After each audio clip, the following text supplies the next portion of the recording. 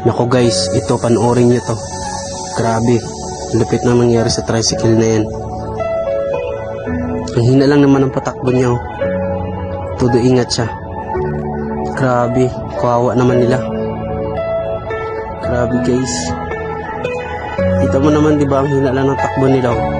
Pero kapag meron talagang mga taong hindi nag-iingat sa daan, yung mga nag-drive na iba, hindi talaga sila.